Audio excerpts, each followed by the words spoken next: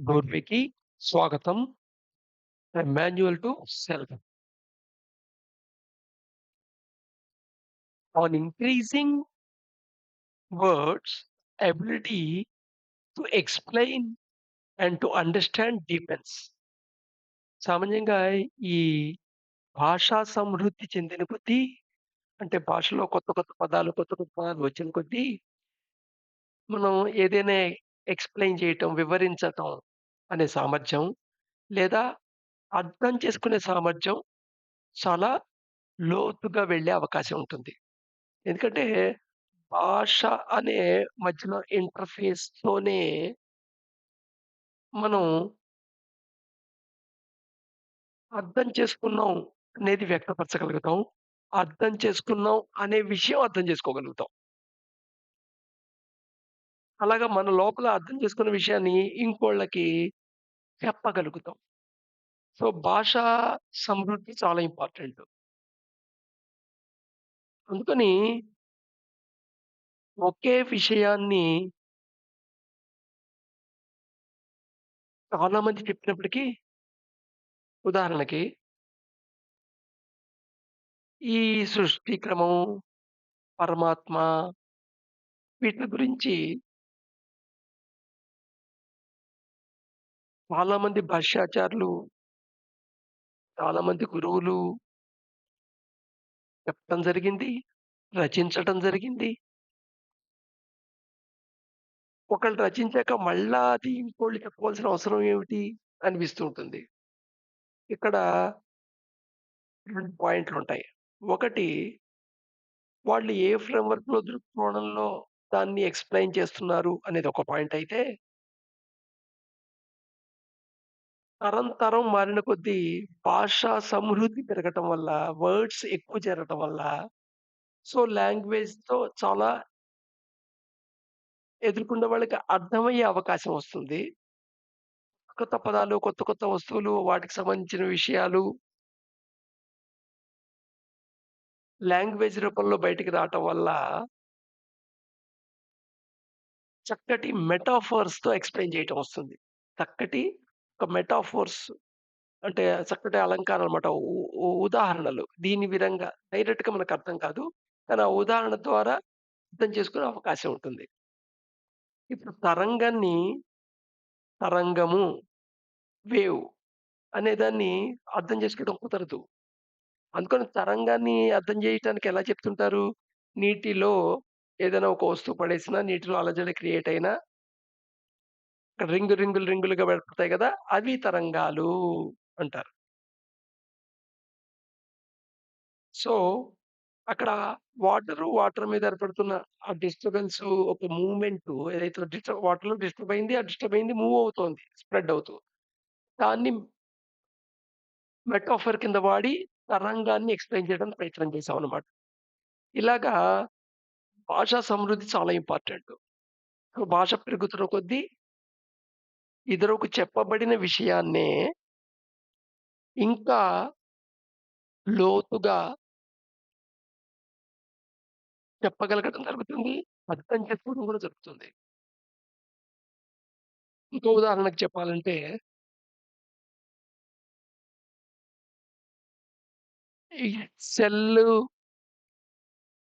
Cell signals, cell field మొత్తం అంతా electromagnetic field. మన సెల్ ఈ ఊళ్ళో అయినా పనిచేస్తుంది. ఇంకో ఊరికెళ్ళినా పనిచేస్తుంది. సిగ్నల్ ఉంటే చాలు పనిచేస్తుంది. సో, బయట ఉన్న ఎలక్ట్రోమాగ్నెటిక్ ఫీల్డ్ నీ సెల్ గుండా లోపలికి వెళ్ళిన తర్వాత అది మోడిఫై అవుతుంది. ఆ మోడిఫై అయింది రకరకాల ప్రాసెస్‌కి గురవుతుంది. చివరికి నువ్వు వింటావు. సేమ్ మదర్‌ని మైండ్ యొక్క ఫంక్షనాలిటీని ఎక్స్‌ప్లెయిన్ చేయడానికి కూడా ఈ మెటాఫర్ ఉపయోగపడుతుంది. సో, యూనివర్సల్ డివైన్ మైండ్ తూర్పు అంతా ఆవరించి ఉంది ఒక ఫీల్డు. ఆ ఫీల్డ్ నీ భౌతిక శరీరము, సూక్ష్మ శరీరము, కారణ శరీరం గుండా ఫ్లో అవుతుంది ఆ ఫీల్డు. ఆ ఫ్ శరీరం గుండా ఫ్లో అయిన భాగంలో ఆ ఫీల్డ్ కొన్ని మోడిఫికేషన్స్‌కి పరివర్తనాలకు గురవుతుంది. ఆ పరివర్తనాన్ని నువ్వు గుర్తిస్తావు. నీ మనసులో అని నువ్వు అనుకుంటావు. సో, అంటే వస్తువు కింద చూపించలేనివి అబ్స్ట్రాక్ట్‌గా ఉండే వాటి విషయాల్ని ఎక్స్‌ప్లెయిన్ చేయటానికి అబ్స్ట్రాక్ట్ కాని ఉదాహరణలతో ఎక్స్‌ప్లెయిన్ చేయడం మెటాఫర్ అంటామాట. సో, మెటాఫర్స్‌తోనే అర్థం చేసుకోవాలి. ఈ మెటాఫర్స్ ఈ మనం అనువర్తనాలు పెరుగుతున్న కొద్దీ, వస్తువులు పెరుగుతున్న కొద్దీ, భాష పెరుగుతున్న కొద్దీ, అందుకని ఎక్స్‌ప్లెయిన్ చేయటం, అండర్‌స్టాండింగ్ ఈజీ అవుతుంటుంది. సో, అదే తేడా అన్నమాట. అదే విషయాన్ని ఇంకోళ్ళు చెప్పడానికి భాష్యం రాసుంటారు కదా! భగవద్గీత గురించి కొన్ని వందల పుస్తకాలున్నాయి ఎక్స్‌ప్లెయిన్ చేస్తూ. కానీ తరం పరంగా చూసుకుంటే, ఇప్పుడు ప్రెజెంటు మార్కెట్‌లో అవైలబుల్ ఉన్న 'ముకుందానంద' బుక్ తీసుకుంటే, చాలా ఈజీగా అర్థమైనట్టు అనిపిస్తుంది. కారణం ఏమిటో కాదు. దాంట్లో వాడిన మెటాఫర్స్ ప్రెజెంట్ డేలో నాకు ఎక్స్‌పీరియన్స్‌లో ఉన్నవి.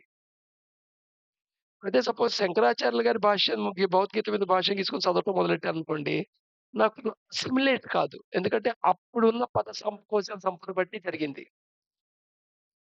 గమ్మత్తేంటంటే సాంస్క్రిట్‌కి కొత్తగా పదాలక్కర్లా. సాంస్క్రిట్ సంస్కృత భాష అనేది అంత ఫాస్ట్‌గా డెవలప్ అయింది. ప్రపంచంలోకెల్లా భాషల్లోకెల్లా ఫాస్ట్ అన్నమాట. చాలా భాష అని చెప్పొచ్చు.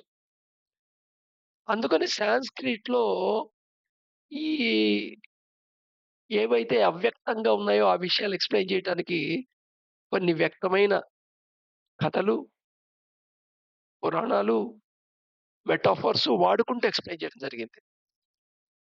సో, ఇక్కడ గూడా నా వీడియో సీరీస్‌లో ఇంచుమించు ఆ ప్రాసెస్సే నడుపుతున్నాను. అందుకని మన లైఫ్‌లో మనకు ఎన్‌కౌంటర్ అవుతున్న ఎక్స్‌పీరియన్స్‌లో ఉండే వాటిని మెటాఫర్ కింద వాడి ఎక్స్‌ప్లెయిన్ చేయడానికి ట్రై చేస్తున్నాను. So, expressing the content that cannot tell with words with vocabulary results into contradictions.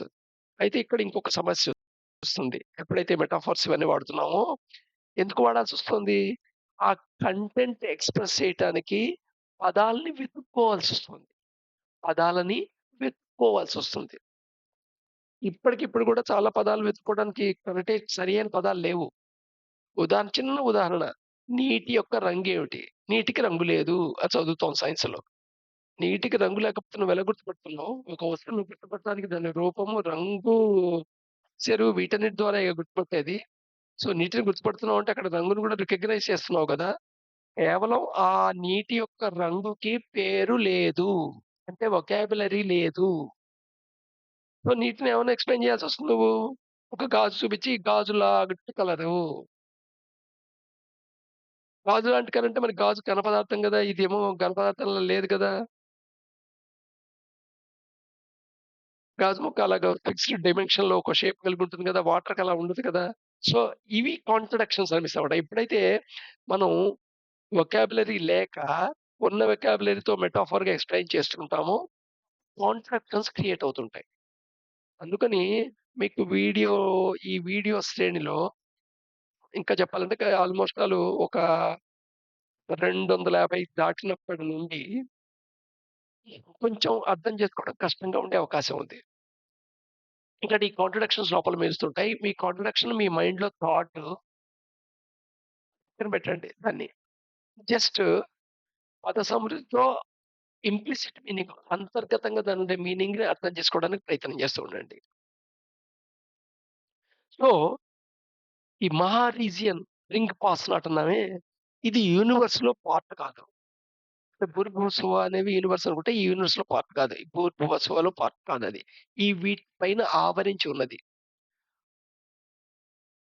There are societies in existence but no humanity in మహా. సో, ఎక్సిస్టెన్స్ అంటే ఏమిటి? కన్సిస్ట్స్ ఆఫ్ భూ, భువ, స్వహ. వీటిల్లో బోలెడు రకరకాల సొసైటీలున్నాయి. జస్ట్ లైకు మనకి భూమి మీదే రకరకాల సొసైటీలున్నాయి. ఒక దేశంలోనే రకరకాల సొసైటీలున్నాయి. అట్‌లీస్ట్ మీ యొక్క లోకల్ ఏరియా తీసుకుంటే మీరు బతుకుతున్న ఏరియా ఏదైతే ఉందో లివింగ్ ఏరియా అక్కడైనా చాలా సొసైటీలు కనబడుతుంటాయి. సో, అలాగే ఈ వాస్ట్ ఎక్సిస్టెన్స్‌లో గూడా రకరకాల సొసైటీస్ ఉంటాయి.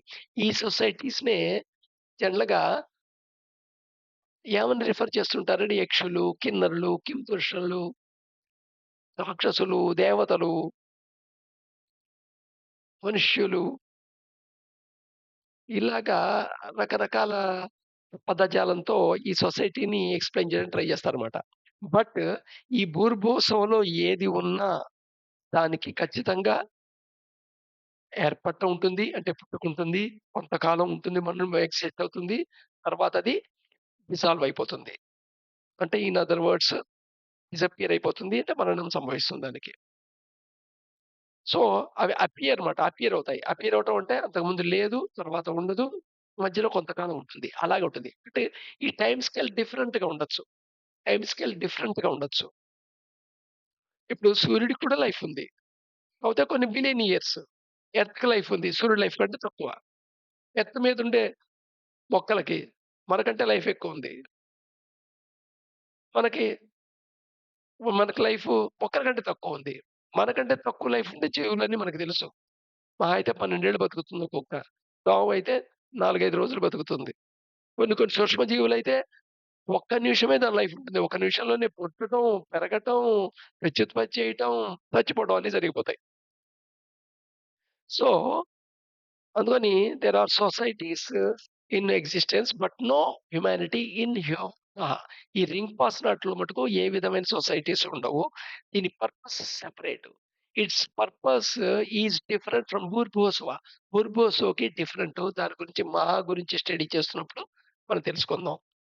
ఒక రకంగా చెప్పాలంటే మహా అనేది బిహైండ్ బిహై బిహైండ్ ఆహ్, మైండ్ డొమైన్. మైండ్‌కి సంబంధించిన ఇది కాదిది. మైండ్‌కి ఆవల. మైండ్‌కి సంబంధించినవి ఏమవుతాయి? బుర్బోసం అవుతాయి. దీంట్లో జరిగే ఎక్స్‌పీరియన్స్ అన్నీ. But it is beyond mind అన్నమాట. సో, రేపు మళ్ళా కంటిన్యూ చేద్దాం.